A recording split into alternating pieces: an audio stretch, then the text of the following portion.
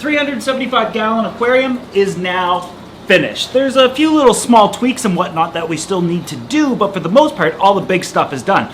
There was one last thing that I had to do, and that was fix the stand. Not only was it originally just concrete blocks, as you can see here, and in a couple of different colors. I'm going to paint that all black and make it look a little bit better, of course, but to face it, like I said, we're doing fake rock all around it. Now you'll notice that I have already began marking off what I was going to do, but first I took some 1-inch styrofoam and simply glued it to the side of the tank with some construction adhesive.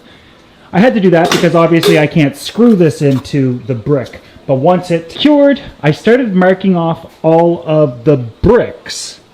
Now, if you don't think this looks good, remember when we did it over here? I love the brick idea because it's the most modern, most natural, and looks really interesting. If this turns out really nice though, I'm going to do it for the other aquariums, kind of making everything match, because really it's just styrofoam, some glue, and some paint. But I do need some very specific tools. But the first tool we're going to use is very interesting. It's a simple shim. A shim is 8 inches long, so is a brick. A brick is also 3 inches tall, so I marked off 3 inches, and then I put a 4 here to make me let me know where the middle of this is. But basically, this is how I do my patterning. I go 3 inches down. This is just the start, so I'm just trying to figure out where the first brick is going to go. Right? Now over on this side, there's a full brick, so we don't really want a full brick over here. We want a half brick, because the next brick, it would look better if this was a full brick. And so, we've got an 8-inch brick here, but we only want a half brick, so right there. Now this brick will be a full brick. And then we could just keep going over and over and over again. As you can imagine, usually I would go all the way to the end and get that first layer of bricks, but to save you guys some time, because I know you probably don't want to sit here watching me draw on this tank, the next brick, we need that to go halfway through the next brick. So, do that. And the more you mess up, the better this is actually going to look. So don't worry about screwing anything up or anything like that. Pretty simple, but this is my little tool. The complicated tools are as follows. And I should say, when it comes to this little measurement tool, I said a brick technically isn't 3 inches tall. It's like 2.75 inches, but we're going to be taking out a 1/4 inch of material, so we're accounting for that. Now, this tool isn't absolutely necessary. However, it's going to make your life a lot easier, and this project will go a lot faster and technically a lot cleaner. It's a hot knife. Basically, we set a temperature over here, high and low, medium type settings, and it's got a little trigger. When we press this trigger and this is plugged in, this blade heats up. It can even get red hot.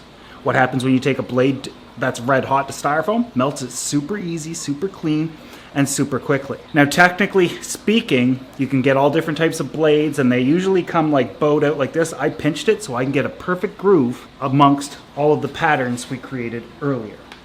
But again, this one isn't necessary. It's the most expensive tool you'll need. But again, makes your life a lot easier. And if you have a lot of tanks and you want to do this to a lot of them, or do this in general, then get one. You should expect to spend around $50 to $100 for one of these.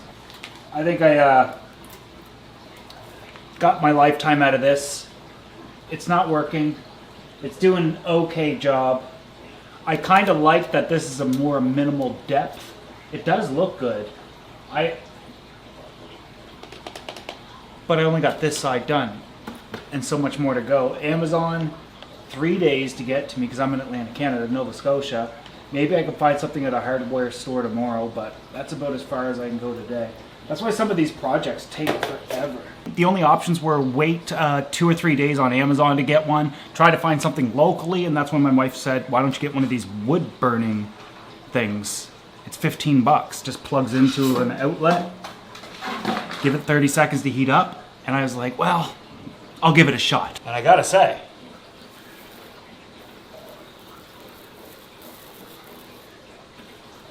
it's cutting through it like butter.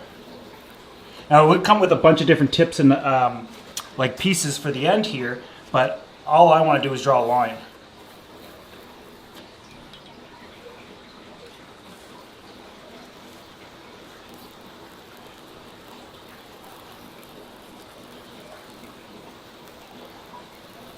Going about halfway into the styrofoam. It is 1 inch thick, but the next step is going to thin it out a little bit more, so you don't want to go too much. Downside to this is when you're burning styrofoam, there will be some fumes coming off of it. Nothing your air exchanger or an open window with a fan can't handle. It's not that bad. But if you do get some styrofoam stuck to the tip, we're just going to take some steel wool and rub it off. It's not that big of a deal. See, now it's starting to kind of look like bricks. And the next step, we need a tool that's absolutely necessary. The most important tool that you absolutely require for this is a heat gun, but it's the cheapest one. 15 bucks at Walmart or wherever you want to grab them. They're super affordable, and all they do, it's like a supercharged hair dryer. However, the reason we're going to use this is because when you use super hot air amongst styrofoam, it not only kind of melts it and shapes it because we can poke at it and push it around and manipulate it to look even more natural, it also forms a hard crust on the outside. Now that hard crust is going to be incredibly important because when we go to paint this, especially with spray paints are known to eat through styrofoam, but if we put that hard crust on first, that doesn't happen. So a heat gun, absolutely necessary. As for the heat gun, we're going to put it on its highest setting, and it's going to get red hot in here. We're just going to wait a few minutes until it does, and then we got to move relatively quickly, only following the lines and the outsides, because this is what's going to give it the most transformative look into a brick. It's going to shrink it slightly, but soften the edges, harden them up as well.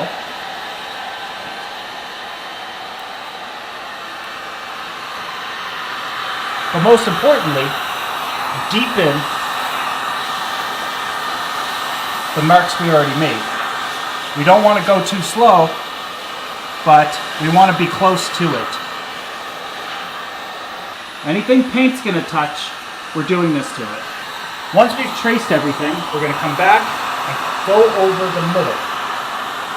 Again, this is going to melt it a little bit, but we're hardening the surface so the paint doesn't melt the styrofoam or eat through it. You can use various types of paints, but this ensures we get more longevity off of it. Look, I can't do anything to that, but down here, I can remove styrofoam, bump into it. Up here, there's no chance.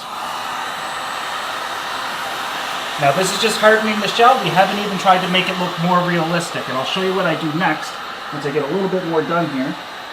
Okay, now once we got everything done, what we're going to do, and this is a weird part to it, but it will make it look better. We're going to come back and randomly just smack this into it. It's so hot. You want to do different angles like this. It just creates divots in the rock that we're looking to create.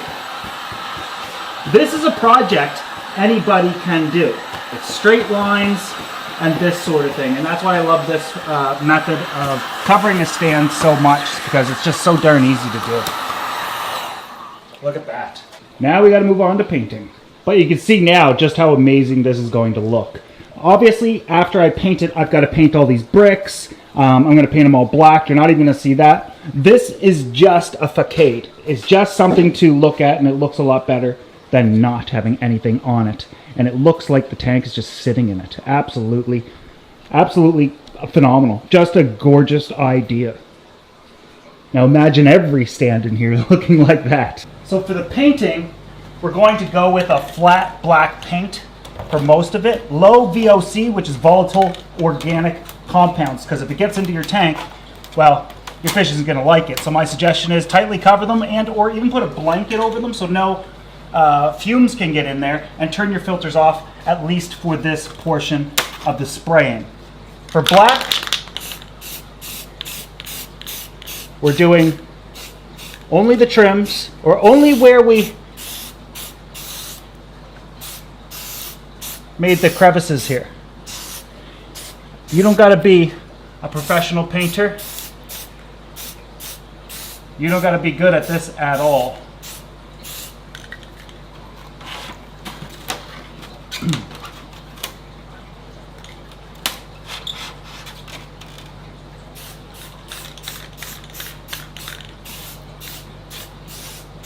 Don't worry if it's not perfect. But we're only doing short blasts. We don't want to go, we don't want to do one big one like that because that's where we make mistakes. Just want to do these short blasts.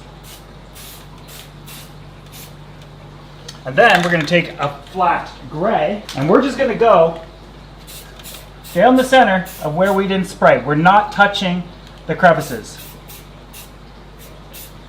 This doesn't have to be perfect. No two bricks are the same color or consistency, so, well, I guess some are, but the worse this looks, the better it's going to look. It's just time consuming. Well, I guess this is the fastest part of this build, but, and there you go. Looks just like bricks.